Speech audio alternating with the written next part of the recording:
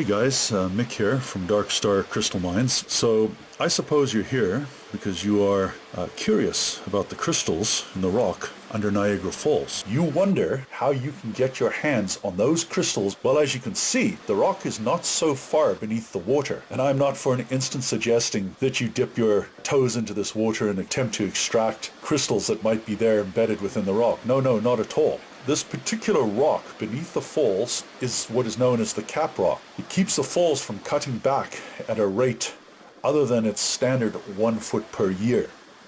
So if it was not for this rock, the falls would have cut way back, possibly even all the way back to Lake Erie, long before now. But Dollarstone, which is the cap rock, the Lockport Dollarstone, is actually a limestone that has been altered by magnesium. It's typified by a spongy appearance. So you look at the rock, it's spongy and it has a bunch of pockets, and it is within those pockets, which we call vugs, that you will find the crystals that I am talking about.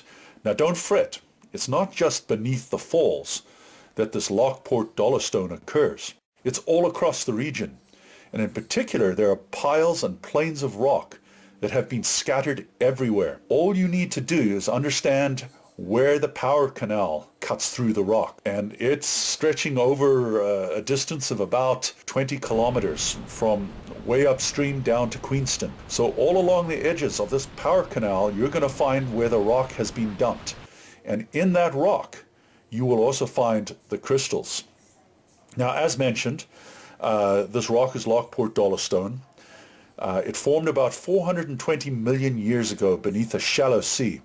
And the crystals that we are finding in such abundance around this area are as a result of hydrothermal fluids, superheated fluids that brought the elements up towards the surface, the elements like zinc and fluorine, which have now been incorporated into the crystals that we are finding. So here at the Montrose occurrence, it's just one of the many places that you can look for crystals, and because we're at the Montrose occurrence today doesn't mean it's the only place you can look for crystals. Something else to keep in mind. In the construction of this particular power canal, it leads to the Sir Alan Beck power station. Over 10,000 people worked on the project, and as a result of their work, we have boulders and pieces of rock to comb through as mineral collectors and crystal collectors, and also there are a significant amount of both surface and subsurface excavations. They've repiled the rocks, so there's some good options for looking, but I just wanted to say something. Good spot here for fluorite, especially I'm noticing on some of the better specimens that has some really interesting two-phase inclusions. So each this pile here is freshly turned over, but each big boulder seems to have its own kind of mineral that it's rich in. In this particular one we've got Dollarstone crystals, you can see. Over here, sphalerite. When I look all around, there's sphalerite all over this, and you can see that obviously this occurs in the plains and the fissures. So those fissures also indicate a line of weakness. So if you want to open this up and look for freshly exposed crystals, you just have to work on the cracks and the crevices. It'll cleave it off, and it'll probably show you fresh crystals not seen by other rockhounds before. Man, that's real nice. We got calcite, we've got Dollarstone, pinkish Dollarstone, and we've got selenite all together in the end of this rock. That's a keeper, I think. Okay, there's the end results of my chipping here. Not sure how well you can see it. Let's get it out of the sun. Selenite, a little bit of a pinkish matrix. That's what's after I've done all my work here, chipping away. There's a sphalerite crystal that's quite a bit larger. It was just the surface luster that caught my eye. So I've chipped very carefully around the edges of this cavity to get the sphalerite out. I'm going to extract it with my straw here. Let's see how this works here.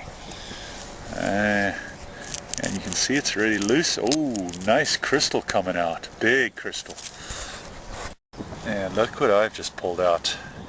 Lovely sphalerite crystal. A zero Sprite. I'm on a diet, by the way. Lost a lot of weight lately. Look at that. So I'm not a huge expert in sphalerite, but it looks like it's actually two crystals fused together, and this lovely sort of deep, almost a lemony color when the sun catches it right. A lot of the other sphalerite in the area is a deeper sort of an amber. This is almost lemony. You can see the little glint in the bottom there. So there's boulders, these really good boulders from the power canal, all over the side of this hill by the lows. As you can see, just behind me, and apparently according to Jeff, across the back end there's some down there as well. So just kind of, the whole hill is built of these boulders. So I hear they're going to do development one day soon. They're going to clear this off, and when they do, you're going to find some great stuff here. I think that's about as good as I can expect. I know I call it the day of the sphalerite, but I think it's really the day of the large fluorites. I mean, I took out a chunk of the vug. Seemed to come out whole. There's still a little bit left there, but not much I can do about that.